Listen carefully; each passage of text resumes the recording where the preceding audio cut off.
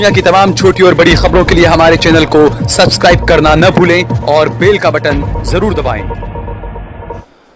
अहमदाबाद के शाहपुर इलाके में जिस तरीके से पुलिस ने जो बर्बरता दिखाई, महिलाओं को घरों में घुसकर पीटा गया, ये रमज़ान का मामला है। और उसके बाद में जिस तरीके से देश लाइव की तरफ से हमने जो वहाँ पर रिपोर्टिंग की और उसके बाद जोन 2 के डीसीपी धर्मेंद्र शर्मा ने जिस तरीके से धमकी दी केस दाखिल करने की और इसके अलावा कई धमकियाँ जो दी गई, उस मामले को लेकर हमने एक अर्ज़ी, एक नहीं कई अर्ज़ियाँ दी थी। और उसमें जो है वो एडवोकेट अयाज शेख जो है उन्होंने बड़ा बेहतरीन जो रोल अदा किया था।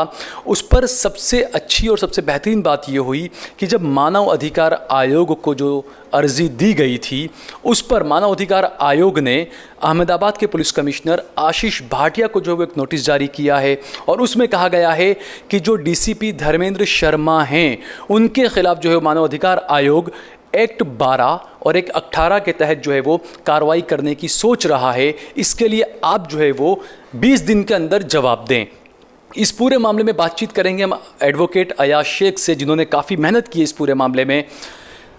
अयाज भाई, जिस तरीके से पहले तो बहुत बहुत शुक्रिया कि आपने हमें वक्त दिया इस हम बातचीत के लिए। अयाज भाई, जिस तरीके से पुलिस का जो दमन वो हमेशा रहता है, लेकिन लोग जो है वो उसमें आके आके बोल नहीं पाते हैं, डरा दिए जाते हैं या जो भी होता है। लेकिन आपने जिस तरीके से इस पूरे मामले में काम किया, क्योंकि पूरा क्रेडिट मैं आप ही को दूंगा इसका, क्योंकि आपकी ये मेहनत थी, सारा ड्राफ्टिंग वगैरह, क्योंकि वकील तो और भी बहुत होते हैं, लेकिन जिस तरीके से आपने ड्राफ्टिंग की, जिस तरीके से पूरे मामले को आपने एक जो पेश करने का जो तरीका होता है आपका, और आपने ये मामला किया, आज जो है इस मामले में पुलिस कमिश्नर को जो है वो मानव अधिकार आयोग ने एक नोटिस जारी किया है, क्या कहेंगे आप इस पूरे मामले पर?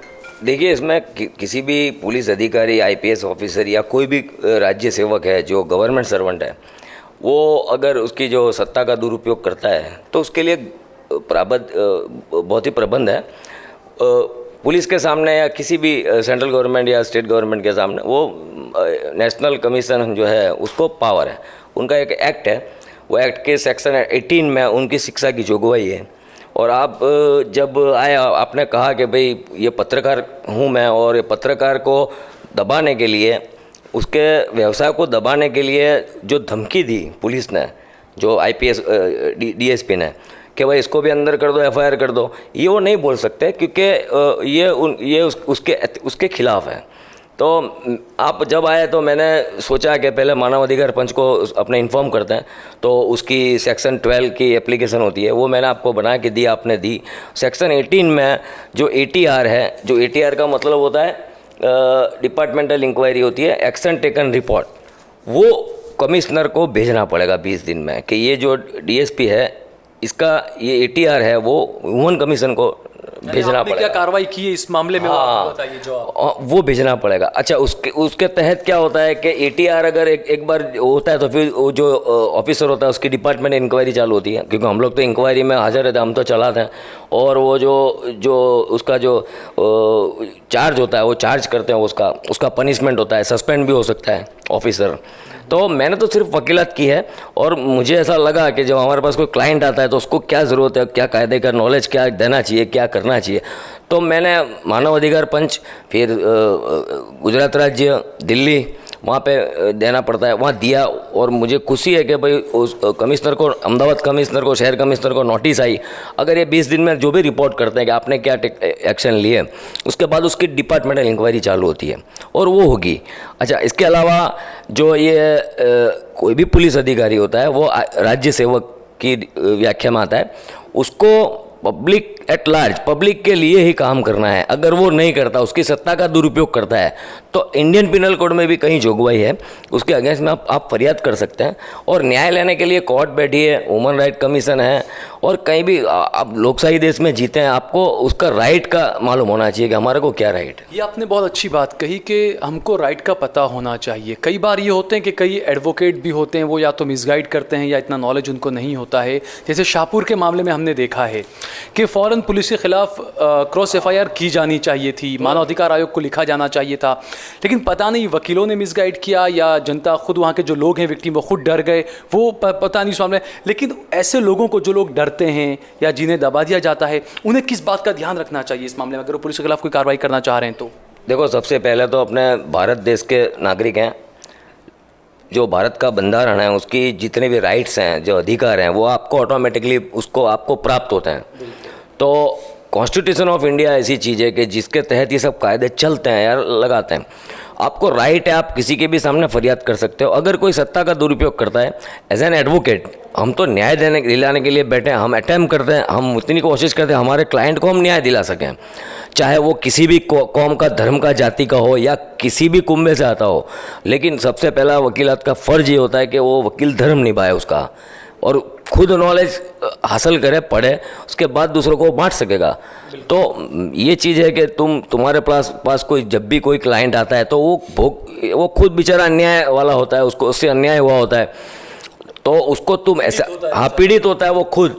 जैसे आपके मामले में आप पत्रकार हैं, आपको लोकशाही का जितने भी पत्रकार के राइट है, आप दायरे में रह के पत्रकारिता का धंधा, वो व्यवसाय करते हैं, आप नौकरी कर रहे हैं आप, और फिर भी ये जो सत्ता जो धराते हैं, जितने भी जो सत्ता वाले हैं, वो उसका गैर फायदा उठाने के लिए डराते हैं, धमकाते हैं।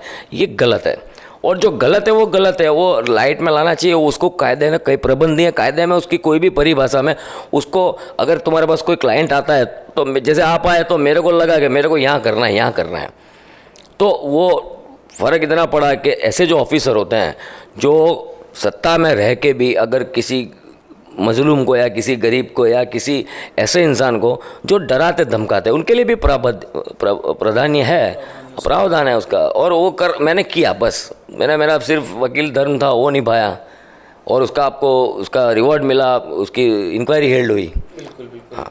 अच्छा, दूसरा एक और ये जानना था, जैसे कई लोगों का, क्योंकि मैं पत्रकार हूँ तो मुझे भी कई लोग पूछते हैं कि भाई हमें पुलिस के खिलाफ FIR करना है या इस तरह करना है, तो उसमें मैं चाहता हूँ कि थोड़ा सा आप ऐसे कुछ नॉर्मल जो बेसिक जो नॉलेज होते हैं कि जनता को, अगर किसी पुलिसकर्मी ने या पुलिस अधिकारी ने कहीं ज़्यादती की है तो उन्हें पहले जो है वो एक्शन पहले किस तरह का उन्हें थोड़ा सा प्रिकॉशन लेना चाहिए, किस तरह का काम करना चाहिए उन्हें?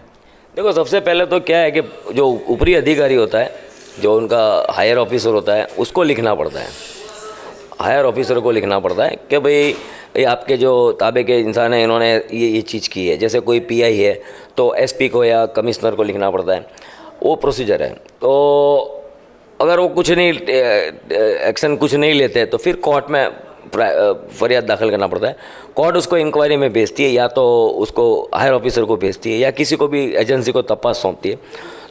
तो उनको राइट है, किसी भी नागरिक का राइट है फरियाद दाखिल करना। फरियाद ऐसा नहीं है कि जो पीड़ित है वही कर सकता है, उसके आसपास के लोग भी कर सकते हैं।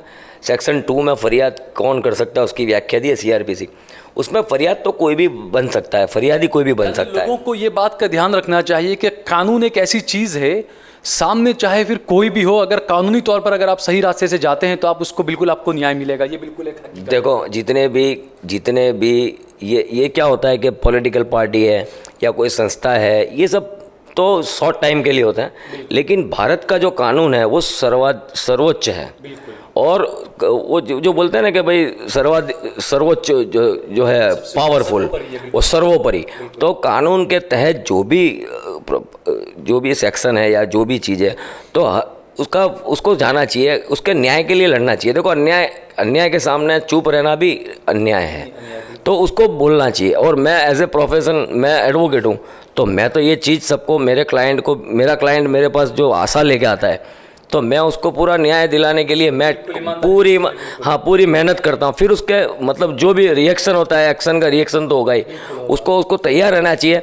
और तुमको मनोबल थोड़ा मजबूत बनाना चाहिए तुम्हारा, और उसको फाइट करना चाहिए, कायदे के दायरे में रह के ही फाइट करना चाहिए। और इससे बड़ा कोई मिसाइल नहीं है, ये जो पेन है, इससे बड़ा कोई बड़ी परिवर्तन है, ये पेन से आया है, कोई हथियार नहीं है। सबसे बड़ा हथियार जो 10 रुपये वाली पेन होती है वो है।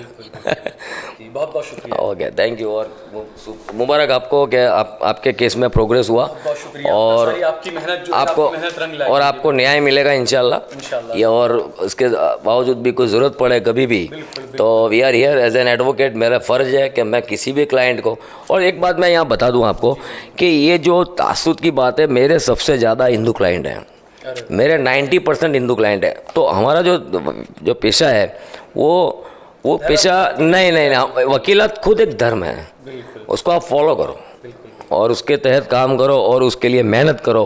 फिर जो भी होगा वो अलग बात है, हाँ, लेकिन तुम कोशिश करो। कोशिश करने से कुछ भी हासिल होता है। बिल्कुल बहुत ठीक है, ओके, थैंक यू। तो जिस तरीके से बिल्कुल ये सभी लोगों को मैं आपसे पहले बता दूं कि एडवोकेट अयाज शेख वही हैं जिन्होंने जब शाहपुर का जो पूरा मामला सामने आया था उसके बाद सबसे पहले जो है उन्होंने ये कहा था कि मैं हमेशा जनता के लिए, इंसानियत के लिए, इंसाफ के लिए हमेशा मैं तैयार रहता हूँ। शाहपुर के लोगों के लिए उन्होंने एक मैसेज दिया था कि वो उनके केस भी लड़ेंगे। लेकिन उसके बाद में बहरहाल जो भी हुआ, जिन्होंने केस लड़ा या जो भी, हम उस बात में जाना नहीं चाहते हैं। लेकिन ये एक बड़ी सही बात अयाज शेख ने, एडवोकेट अयाज शेख ने यहाँ पर कही है कि इंसाफ के लिए हमें कभी डरना नहीं चाहिए, हमें किसी से दबना नहीं चाहिए, क्योंकि कानून ही एक ऐसी चीज़ है जो ना एसीपी देखती है, ना डीसीपी देखती है, ना नेता देखती है, ना अभिनेता देखती है। कानून जो है वो सभी के लिए समान है। अगर आप सही से कानून पर चलते हैं, अगर आप सही एडवोकेट का, सही लोगों का अगर आप उसमें पूरा ताउन लेते हैं तो यकीनन आपको इंसाफ ज़रूर मिलेगा। आप देख रहे हैं देश लाइव, देश की आवाज़।